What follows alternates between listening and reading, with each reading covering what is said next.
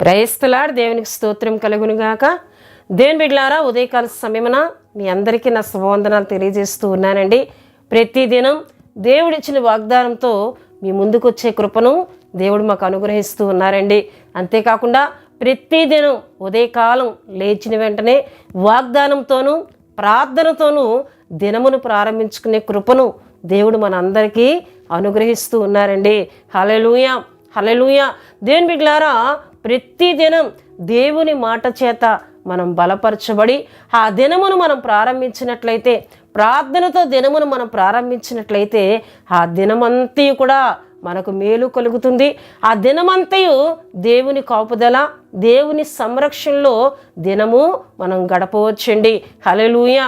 దేవుని బిడ్డలారా, గనుక ప్రతి ఒక్కరూ కూడా ప్రతి దినం వాగ్దానమును వీక్షించి చివరిలో జరుగుతున్న ప్రార్థనలు ఏకీపించి మీ దినమును ప్రారంభించుకోవాలని ప్రభుపేట తెలియజేస్తూ ఉన్నానండి.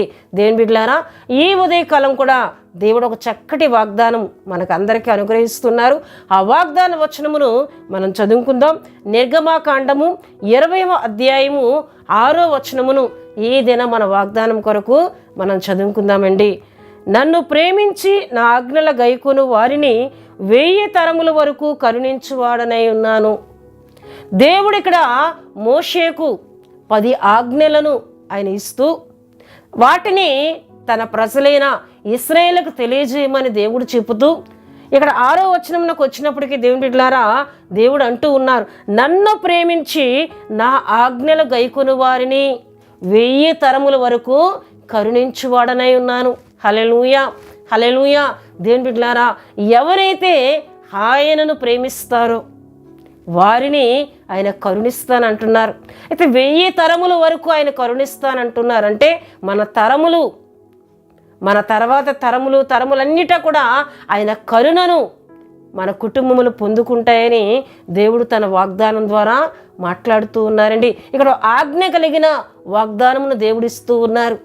ఎవరైతే నన్ను ప్రేమిస్తారో వారిని నేను కరుణిస్తాను, వారి సంతతిని నేను కరుణిస్తాను అని దేవుడు మాట్లాడుతూ ఉన్నారు. దేవుని బిడ్డలారా, అయితే ఆయనను మనం ప్రేమించడం అంటే ఏమిటి అని దేవుని వాక్యంలో మనం చూస్తే దేవుని బిడ్డలారా, యోహాను భక్తుడు అంటూ ఉన్నాడు.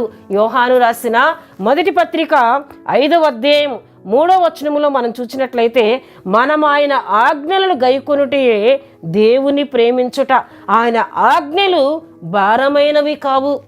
మనం ఆయన ఆజ్ఞలను గైకొనుటే ఆయనను మనం ప్రేమించుట, ఆయన ఆజ్ఞలు భారమైనవి కావు అని యోహాను భక్తుడి ద్వారా దేవుడు మాట్లాడుతూ ఉన్నారండి. హల్లెలూయా, హల్లెలూయా. దేవుడు మనకు కొన్ని ఆజ్ఞలను పెట్టారు. ఆ ఆజ్ఞలను మనం గైకొనుటే ఆయనను ప్రేమించుట. అంటే ఆయన చెప్పినట్లు మనం చేయుటే ఆయనను ప్రేమించుట. ఆయన ఏదైతే మనకు సెలవిచ్చారో, ఏ విధంగా మనల్ని జీవించమని ఆయన మనతో మాట్లాడుతున్నారో, దేన్నైతే ఆయన మనకు ఆజ్ఞాపిస్తున్నారో దాన్ని చేయుటయే దేవుణ్ణి ప్రేమించుట. హల్లెలూయా, హల్లెలూయా. దేవుని బిడ్డలారా, ఆయన ఆజ్ఞలను మనం గైకునే వారంగా ఉంటే, ఆయన ప్రేమించే వారంగా మనం ఉంటే ఆయన కరుణను మన సంతతి వారు పొందుకుంటారని దేవుడు ఉదయకాల సమయంలో ఆయన మాట్లాడుతూ ఉన్నారండి. హల్లెలూయా, హల్లెలూయా. అంతేకాకుండా దేవుని బిడ్డలారా, ఆయనను ప్రేమించే వారికి దేవుడు ఎటువంటి మేలులను కలుగు చేస్తారో కూడా దేవుడు మనతో మాట్లాడుతున్నారు. యూదారాజైన దేవుని బిడ్డలారా, సొలొమోను సామెతల గ్రంథములో ఆయన సామెతలను తెలియజేస్తూ దేవుని బిడ్డలారా కొన్ని మాటలను తెలియజేసినట్లు మనం చూస్తాం. చూడండి, సామెతల గ్రంథము 8వ అధ్యాయము 17లో మనం చూస్తే, నన్ను ప్రేమించు వారిని నేను ప్రేమించున్నాను, నన్ను జాగ్రత్తగా వెతుకువారు నన్ను కనుగొందురు. దేవుడు సొలొమోను ద్వారా మాట్లాడుతున్నారు, నన్ను ప్రేమించు వారిని నేను ప్రేమిస్తాను అని. ఎవరైతే ఆయన ప్రేమిస్తారో వారు దేవుని ప్రేమను పొందుకుంటారండి. హల్లెలూయా, హల్లెలూయా. ఆయన మనల్ని ప్రేమించినట్లయితే మనకి ఏది కూడా కొదువ ఉండదు. తండ్రి తన కుమారుని యందు జాలి పడినట్లు తన జాలితో, తన కరుణతో మనల్ని ప్రేమించే దేవుడైన ఆయన ప్రేమను పరిపూర్ణంగా మనం పొందుకోవాలి అంటే మనం ఆయనను ప్రేమించవలసిన వారమై ఉన్నామని దేవుని వాక్యం సెలవిస్తుందండి. అంతేకాకుండా చూడండి దేవుని బిడ్డలారా, సామెతల గ్రంథము 8వ అధ్యాయం 21లో మనం చూస్తే, నన్ను ప్రేమించు వారిని ఆస్తికి కర్తలుగా చేయుదును, వారి నిధులను నింపుదును. ఎవరైతే దేవుని ప్రేమిస్తారో వారిని ఆస్తికి కర్తలుగా ఆయన చేస్తానని మాట్లాడుతూ ఉన్నారండి. హల్లెలూయా. నిజమే దేవుని బిడ్డలారా, అబ్రహాము దేవుని ప్రేమించి సమస్తమును విడిచి దేవుని వెంబడించినప్పుడు, తన కుటుంబమును విడిచి తన దేశమును విడిచి దేవుని ప్రేమించి దేవుడు చూపించే దేశమునకు తన ప్రయాణమై వచ్చినప్పుడు దేవుడు అబ్రహామును అన్ని విషయములలో కూడా ఆశీర్వదించినట్లు దేవుని వాక్యంలో మనం చూస్తాం దేవుని బిడ్డలారా. హల్లెలూయా. యోబును మనం చూసినట్లయితే యోబు దేవుని బిడ్డలారా ఏమండి గొప్ప ఆస్తి కలిగిన వాడని, భాగ్యవంతుడని దేవుని వాక్యంలో మనం చూస్తున్నాం. యోబు దేవుని బిడ్డలారా తన బిడ్డల కంటే, తన ఆస్తి కంటే, తన కుటుంబం కంటే ఎవరిని ప్రేమిస్తూ ఉన్నాడండి? దేవుణ్ణి ప్రేమిస్తూ ఉన్నాడు. గనుకనే యోబుని దేవుడు ఆస్తికి కర్తగా చేశాడు. హల్లెలూయా.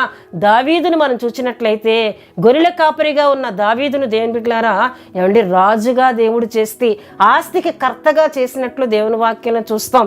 అంతేకాకుండా దావీదు కుమారుడైన సొలొమోను మనం చూసినట్లయితే సొలొమోను దేవుని ప్రేమించినప్పుడు దేవుని బిడ్డలారా గొప్ప ఐశ్వర్యమును దేవుడు సొలొమోనుకు దయచేశారు. తనకంటే ముందుగా ఉన్న రాజులకైనను తన తర్వాత వచ్చు రాజులకైనను కలుగని ఐశ్వర్యమును, సొమ్మును, ఘనతను సొలొమోనుకి ఇచ్చినట్లు దేవుని వాక్యంలో మనం చూస్తున్నామండి. హల్లెలూయా. హల్లెలూయా. దేవుని బిడ్డలారా ఎవరైతే ఆయన ప్రేమిస్తారో వారిని ఆస్తులకి కర్తలుగా నేను చేస్తానని ఉదయకాల సమయంలో దేవుడు మాట్లాడుతున్నారు. అంతేకాకుండా దేవుని బిడ్డలారా మనం చూసినట్లయితే దేవుని వాక్యంలో ఏమండి రోమీలకు రాసిన పత్రిక 8వ అధ్యాయము 28లో మనం చూస్తే, దేవుణ్ణి ప్రేమించు వారికి అనగా ఆయన సంకల్పము చొప్పున పిలువబడిన వారికి మేలు కలుగుటకే సమస్తమును సమకూడి జరుగుచున్నవని ఎరుగుదము. ఎవరైతే దేవుని ప్రేమిస్తారో వారికి మేలు కలుగుటకే సమస్తము కూడా సమకూడి జరుగుతున్నాయి. అంటే మనకి ఏది జరిగినా అది మన మేలు కొరకే జరుగుతుందని దేవుడు మాట్లాడుతున్నారు.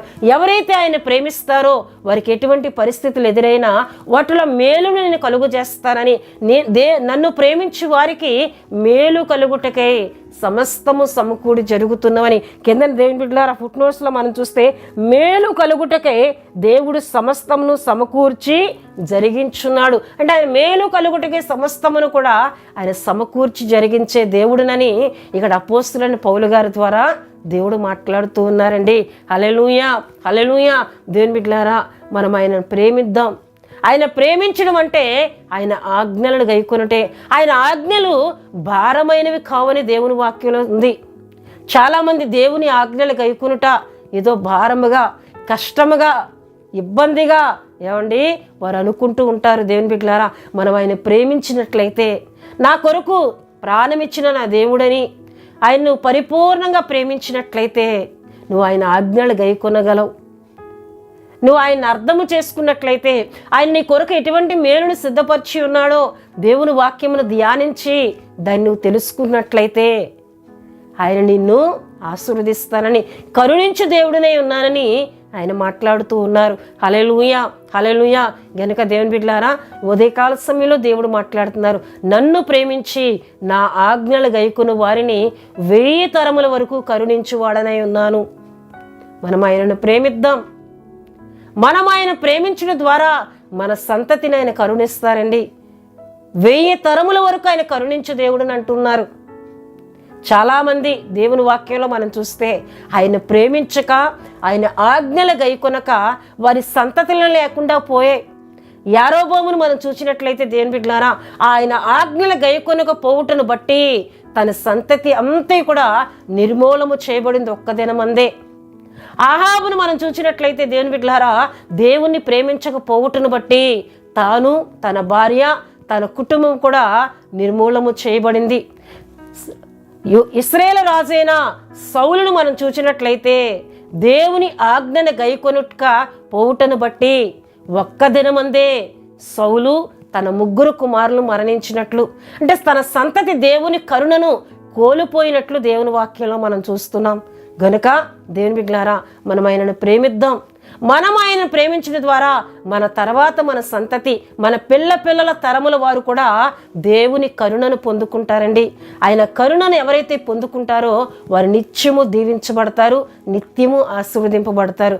గనక ఆయన ప్రేమించి ఆయన కరుణను, ఆయన దీవెన, ఆయన ఆశీర్వాదమును పొందుకుందాం. దేవుడు తన వాగ్దాన మాటలను దీవించునుగాక. దేవుని బిడ్డలారా, వాగ్దాన మాటలు విన్నా మీ అందరి కొరకు నేను ప్రార్థన చేస్తూ ఉన్నాను. ప్రతి ఒక్కరూ కండ్లు మూసుకొని తల వంచి ప్రార్థనలో నాతో ఏకీభవించాలని ప్రభు పేరట తెలియజేస్తూ ఉన్నానండి. మహాపరిశుద్ధుడా, ప్రేమ కలిగిన తండ్రి, కృపగలిగిన యేసయ్య, మీ ఘనమైన నామమునకు వేలాది వందనములు, వేలాది కృతజ్ఞతా స్తోత్రములు చెల్లిస్తున్నాను నాయన. ఉదయకాలం చక్కటి వాగ్దానం ద్వారా మా అందరితో మీరు మాట్లాడారు. మీ స్తోత్రాలు. నిన్ను ప్రేమిస్తే ప్రభువా, మీ ఆజ్ఞలను మేము గైకుంటే ప్రభువా 1000 తరముల వరకు మమ్మల్ని కరుణిస్తానని, మా సంతతిని దీవిస్తానని, కరుణతో నింపుతానని మాట్లాడారు. మీకు వందనాలు. గనుక నీ మాటలు విన్న మేము నిన్ను ప్రేమించే వారంగా, మీ ఆజ్ఞలు గైకునే వారంగా మమ్మల్ని అందరినీ దీవించమని సందులో ప్రార్థిస్తున్నాను. ఈ వాగ్దాన మాటలు విన్న వీళ్ళందరిపై మీ దీవెన, మీ ఆశీర్వాదం ఉంచమని ప్రార్థిస్తున్నాను. దినమంతయు మీ కృప, మీ కాపుదల, మీ సంరక్షణ, మీ తోడు దయచేయండి. అపవాది క్రియలు ఏ కుటుంబం మీద పనిచేయకుండా వాడి క్రియలన్నిటినీ యేసుక్రీస్తు నామములో లయపర్చి అయ్యా నీ బిడ్డలందరికీ నీ కాపుదల దయచేసి దినమంతా నీ కృపతో నింపమని, రాకపోకల్లో ప్రయాణంలో ఉన్న వారికి మీ సన్నిధిని తోడుగా ఉంచమని, బలహీనలైన వారిని స్వస్థపరిచి ఆరోగ్యములను దయచేయమని యేసు నామములో అడుగుచున్నాం తండ్రి. ఆమేన్. యేసు రక్తమే జయం, ప్రభు యేసు రక్తమే జయం, ప్రభు యేసు రక్తం సంపూర్ణమైనది. అపవాది క్రియలకనంత నాశనం కలుగునుగాక. ఆమేన్, ఆమేన్, ఆమేన్. దేవుడు మిమ్ములను, మీ కుటుంబములను బహుగా దీవించునుగాక. ఆమేన్.